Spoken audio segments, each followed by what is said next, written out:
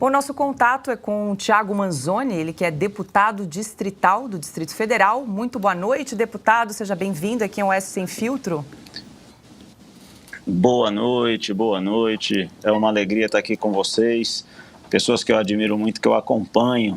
Volto para casa ouvindo o programa de vocês. Estou feliz com o convite e para mim é uma alegria poder participar, principalmente com um assunto tão importante para o Brasil quanto é a CPI desses atos do dia 8 de janeiro.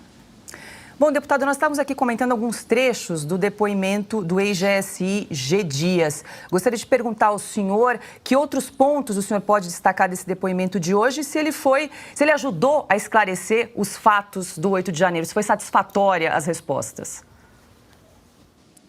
Honestamente, eu acredito que não. Acredito que não. Na minha opinião, o general Gonçalves Dias se extraviou da verdade em muitas das suas respostas e quando confrontado com as contradições do seu depoimento, não só daquilo que ele havia falado em momentos anteriores, para com o que eu respondi agora, mas também para com o que nós sabemos que é a realidade, ele se esquivava, não respondia, dizia que não podia responder, que isso está sendo investigado. Então, eu acho que naquilo que ele podia esclarecer, ele não o fez, talvez porque não tenha como esclarecer. A cronologia que nós temos dos acontecimentos coloca o general numa posição muito ruim, coloca o governo federal numa posição muito ruim. Então, assim, eu acho que ele esclareceu muito pouco, mas porque não tinha como esclarecer aquilo que a gente viu, aquilo que os nossos olhos viram acontecer, ele lá dentro do Palácio do Planalto, depois de ter dispensado o pelotão, colocado o pelotão de prontidão no quartel-general, e falou aqui para a gente que ele, inquieto e angustiado, partiu sozinho para enfrentar o que eles chamam de terroristas. Ele de calça jeans e camisa, sem nenhum tipo de armamento, sem nenhum tipo de proteção, saiu da casa dele depois de ter colocado o pelotão no quartel-general. Quer dizer, ele tirou o pelotão do Palácio do Planalto, mandou para o quartel-general e foi ele próprio enfrentar daquela maneira que nós vimos, o que o Augusto Nunes falou ainda há pouco, indicando para as pessoas os lugares para onde elas tinham que ir, etc. Então, acho que ele não tinha muito como esclarecer. A verdade está posta diante de nós, como também está posta em relação aos documentos que foram enviados ao Congresso Nacional, que quando o GSI ainda era chefiado por ele, omitiu as mensagens que ele recebeu, informando sobre o perigo do que estava para acontecer no dia 8 e depois, posteriormente, depois da troca do comando do GSI, o GSI mandou nova documentação em que constavam as mensagens que ele havia recebido por WhatsApp, falando do perigo e da necessidade de que a segurança tivesse ali um cuidado maior em relação às sedes dos três poderes. Então, que seria querer justificar o injustificável. Rodrigo Constantino faz a pergunta. Boa noite, deputado.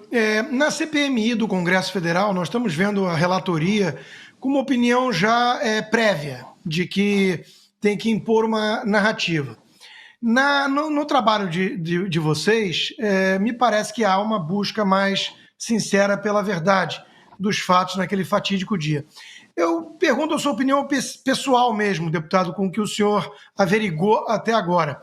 Duas teses se apresentam, né, à exceção daquela que é a oficial da velha imprensa, né, que terroristas, bolsonaristas tentaram tomar o poder de alguma maneira até sob o comando do ex-presidente que nem no Brasil estava e tudo mais. O senhor acredita, ao que temos até aqui, em alguma omissão grave, responsável, até criminosa, uma omissão de quem viu que podia acontecer isso tudo e recuou porque isso interessava a narrativa e ao que aconteceu depois, ou o senhor trabalha com a hipótese de uma infiltração mesmo, de alguma coisa que foi arquitetada pela própria esquerda para incriminar de alguma forma a direita? Rodrigo, em primeiro lugar, um prazer falar com você. Eu não duvido que tenha sido algo proposital, eu não descarto nenhuma das duas possibilidades. O que a gente viu aqui no dia 8 foi uma série de acontecimentos facilitadores da depredação dos prédios públicos, né? O que a gente já conseguiu desconstruir aqui na CPI aqui da Câmara Legislativa do Distrito Federal? nós conseguimos desconstruir que a manifestação em frente ao quartel-general tem a ver com o que aconteceu no dia 8.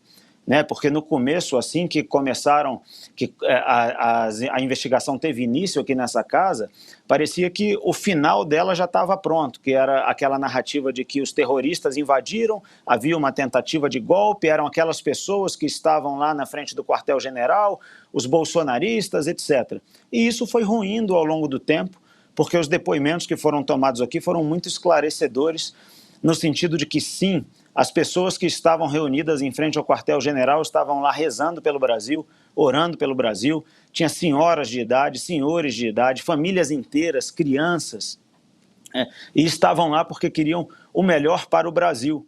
E aquele acampamento foi se desmobilizando ao longo do tempo, e tanto a Polícia Militar aqui do Distrito Federal, quanto o Exército Brasileiro, responderam para nós aqui que no dia 6 de janeiro, antevéspera, portanto, desses acontecimentos lamentáveis, havia somente 300 pessoas no acampamento. 150 delas manifestantes, realmente, e outros 150, aproximadamente, pessoas em situação de vulnerabilidade social que afluíam para lá porque lá tinha comida de graça. Foi isso que a Polícia Militar respondeu para a gente e foi isso que o Exército Brasileiro respondeu para a gente. Ora, se só havia 300 pessoas naquela manifestação, naquele acampamento, na verdade, como é que desceram 5.000 pessoas? Obviamente, nós estamos tratando de dois grupos completamente diferentes. Então, um é o grupo que se manifestou depois das eleições e outro é o grupo que desceu. Na maioria, aquelas pessoas que desceram, elas vieram de outros estados para cá e chegaram de ônibus para cá. Chegaram de ônibus aqui em Brasília. Desceram até o Congresso Nacional e acabaram praticando aqueles atos de vandalismo. Você me pergunta, Rodrigo, se é possível que isso tenha sido premeditado, se havia pessoas infiltradas. Por parte da Polícia Militar do Distrito Federal, nós ouvimos aqui mais de uma vez que houve uma verdadeira facilitação para que as pessoas entrassem nos prédios públicos, para que as pessoas entrassem no Congresso Nacional, no Supremo Tribunal Federal e no Palácio do Planalto. Hoje nós ouvimos aqui o general Gonçalves Dias e ele não negou em nenhum momento que ele dispensou o pelotão que estava lá no Palácio do Planalto, ou seja, ele retirou os militares que estavam lá e mandou para o quartel-general. Isso que ele respondeu aqui hoje vai ao encontro do que a Polícia Militar do Distrito Federal falou, no sentido de que houve uma facilitação para que as pessoas entrassem nesses prédios. E o que nós estamos tentando agora demonstrar é que, ora, se houve uma facilitação, se isso efetivamente foi programado, foi premeditado, nós temos que analisar qual grupo se beneficiou com isso. Porque o Bolsonaro não se beneficiou com isso, a direita no Brasil não se beneficiou com isso, muito pelo contrário. A única força de poder que se beneficiou com o que aconteceu foi o PT e foi o governo federal que agora está aí no Brasil. Esse governo federal, hoje eu mencionei, até deixei de fazer perguntas para o general Gonçalves Dias, porque ele não se atinha muito à verdade, não esclarecia nada e vinha tentando trazer a narrativa, essa que a gente já está habituado a ouvir, que você mencionou. Então, o que a gente tem hoje é qual grupo se beneficiou? Nós sabemos quem foi. Ainda há pouco, acho que foi o Augusto Nunes que mencionou que o Lula não pensou duas vezes antes de retirar o general Gonçalves Dias, que era chamado de o sombra de Lula, do governo. Como lá na época do Mensalão também, ele não se incomodou de entregar a cabeça do Zé Dirceu numa bandeja, porque ele mesmo não sabia de nada. Hoje nós vimos aqui o general Gonçalves Dias repetir o que o Lula sempre falou, ele não sabia de nada. Ele apontou o dedo para o Feitosa, para o Penteado, para outros, mas ele mesmo, que era o ministro do GSI, não sabia de nada. Ora, como não sabia de nada? Então eu não descarto a possibilidade de que isso tenha sido premeditado. O grupo do PT, o grupo de esquerda, se beneficiou muito porque hoje eles criminalizaram a direita. Eu até falei hoje pela manhã que a expressão bolsonarismo virou uma espécie de tipo penal tácito. Quando você rotula alguém de bolsonarista, é como se você já estivesse rotulando de criminoso, pelo simples fato de que eles são golpistas, genocidas, terroristas, etc. Aconteceu aquilo lá no dia 8, eles são todos criminosos. É uma narrativa que só é possível por conta do que aconteceu no dia 8. Então, assim, eu tenho muitas dúvidas de que esse grupo que se beneficiou não planejou o que aconteceu. Tenho dúvidas sinceras, não tenho como concluir isso, seria até leviano da minha parte, mas eu tenho dúvidas sinceras, não descarto essa possibilidade, Rodrigo. Nós estamos conversando com o Thiago Manzoni, ele que é deputado distrital, sobre a CPI do 8 de janeiro, que ocorre na Câmara Legislativa do Distrito Federal. Quem pergunta agora é Cris Grêmio. Boa noite, deputado. Eu queria seguir justamente com base nesse teu raciocínio final aí da sua última resposta, de que há ainda essa dúvida muito premente de que a invasão dos prédios públicos possa ter sido, inclusive, planejada por infiltrados que tentavam beneficiar o PT, o governo atual, o governo eleito. De alguma forma, essa narrativa de vitimismo que eles queriam consolidar e a criminalização do bolsonarismo, como o senhor mesmo mencionou.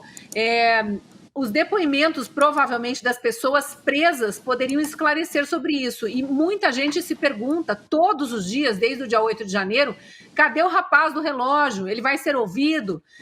Cadê aquele outro que vestiu a toga de um dos ministros lá no prédio do STF? Ele vai ser ouvido? Estão presos? Não estão presos? E depois, diante do absurdo da prisão de 4 meses do ex-ministro Anderson Torres, ex-secretário de Segurança aí do Distrito Federal, e do general G. Dias aí, livre, leve e solto, né, eventualmente até omitindo informações, é de se questionar. Não é o caso de ouvir quem efetivamente foi preso e que está registrado em vídeos que efetivamente vandalizou alguns dos prédios públicos? Cris, prazer falar contigo, obrigado pela sua pergunta. Nós estamos fazendo um esforço para trazer essas pessoas para serem ouvidas. Nós entendemos que é muito necessário que elas sejam ouvidas e eu vou até estender um pouquinho aqui, ampliar um pouquinho a nossa conversa, porque a nossa CPI daqui do Distrito Federal, ela apura também os atos que aconteceram no dia 12 de dezembro. Certamente vocês se recordam que no dia 12 de dezembro houve uma série de atos aqui em Brasília, queimaram ônibus, destruíram aqui patrimônio público, também foi um dia muito confuso aqui em Brasília. E para nossa surpresa, naquele dia 12 não foi efetuada nenhuma prisão, 12 de dezembro de 22. E quando nós perguntamos à Polícia Militar do Distrito Federal as razões pelas quais ninguém foi preso naquele dia, preso em flagrante, houve prisões depois, eles nos responderam que parte daquelas pessoas que praticaram aqueles atos de vandalismo fugiu e voltou para os hotéis onde estavam hospedados aqui na rede hoteleira de Brasília. O que nos faz crer que é possível que essas pessoas que praticaram esses atos tenham sido financiadas pelas mesmas pessoas que provocaram o dia 8 de janeiro. Acontece que o cruzamento dessas informações é uma tarefa árdua sobre a qual nós estamos debruçados nesse momento para trazer essas pessoas, para que elas sejam ouvidas aqui e para que a gente possa esclarecer. Sim, há requerimentos de pessoas que estão presas, há requerimentos para que elas sejam ouvidas, todos esses requerimentos dependem de autorização do ministro Alexandre de Moraes, para que a gente possa ouvir essas pessoas, e eu penso que elas têm muito a esclarecer, sim. Lamentavelmente, Cris, nós fizemos um requerimento por 2 vezes e nós somos vencidos no voto aqui, então o requerimento foi indeferido, era para ouvir o fotógrafo Adriano Machado, se eu não me engano o nome dele, porque ele é testemunha ocular de tudo o que aconteceu, ele presenciou, fotografou aquelas imagens que para nós são uma grande aberração, das pessoas fingindo que estavam arrombando uma porta, que na verdade a porta estava aberta para eles passarem, e o fotógrafo fotografou, depois mostrou para o pessoal para ver se a foto tinha ficado boa, cumprimentou aquelas pessoas que estavam ali destruindo o patrimônio público. Esse era um dos que nós gostaríamos muito de ouvir, mas infelizmente perdemos 2 vezes na votação do requerimento, né? O requerimento foi apresentado pela primeira vez pela deputada Paula Belmonte. No segundo requerimento, na segunda vez, eu fui um dos subscritores, junto com ela, com o deputado Daniel de Castro, com o deputado Joaquim Roriz Neto, se a minha memória não está me traindo, mas infelizmente perdemos no voto. Então, a gente tem essa dificuldade, Cris, aqui, é que muitas vezes nós queremos ouvir as pessoas, quando conseguimos fazer esse cruzamento de informações e chamar, algumas vezes perdemos no voto, em outras ficamos na dependência da liberação do ministro Alexandre de Moraes. Em um ou outro caso aqui, a liberação veio posteriormente à data da oitiva. A gente está tentando resolver isso para que todos sejam ouvidos. Perfeito. Quem pergunta agora é Silvio Navarro. Deputado, boa noite. Obrigado pela entrevista. Eu queria continuar, então, do final da resposta do senhor, né? Porque, às vezes, fica a impressão de que essa CPI distrital, ela pode servir ali, é mais ou menos como aconteceu na época da pandemia, em que nós tínhamos um teatro em Brasília com a CPI da pandemia e uma CPI, de fato, que funcionou no Rio Grande do Norte e descobriu o Covidão, né? Descobriu o verdadeiro desvio de dinheiro público. Às vezes fica a impressão de que essa CPI talvez seja mais ou menos como aquela, até pelo lado cronológico, começou antes, tem um escopo um pouco maior, o senhor citou aí o que aconteceu em dezembro. O que ainda tem pela frente, já inclusive programado? Qual é o prazo ainda, o tempo para essa CPI funcionar? Já agendamentos futuros, quem a CPI vai ouvir? Tem quebras de sigilo já aprovadas, por exemplo? Sim, Silvio, prazer falar contigo. Tem quebra de sigilo. Bom, vou começar pelo começo, perdão. Nosso prazo primeiro. Nossa CPI tem prazo até setembro deste ano, podendo ser prorrogada. Eu imagino que ela deva ser prorrogada, até porque nós vamos ter que ouvir novamente algumas pessoas que ouvimos porque alguns depoimentos foram conflitantes. Então, nós ouvimos o Coronel Naime, da Polícia Militar, que ainda está preso e vai ser ouvido também lá na CPMI, e o depoimento dele, ao passo em que foi muito esclarecedor, depois foi contraditado por alguns outros depoentes. Então, nós vamos ter que ouvi-lo novamente. Hoje de manhã foi aprovado o requerimento de oitiva do ministro Flávio Dino, que eu acho que é imprescindível, porque eu penso que grande parte da responsabilidade do governo federal por tudo que aconteceu passa pela figura do ministro Flávio Dino. Nós temos, então, o prazo até setembro, temos essas oitivas que eu reputo que sejam muito relevantes, em especial a do ministro Flávio Dino, e a quebra de sigilo que já foi determinada. Mas, infelizmente, essas quebras de sigilo, Silvio, são de pessoas que eu acho que não têm, cujas quebras não vão contribuir muito para a elucidação dos fatos. São empresários que se imagina que eles contribuíram financeiramente, etc.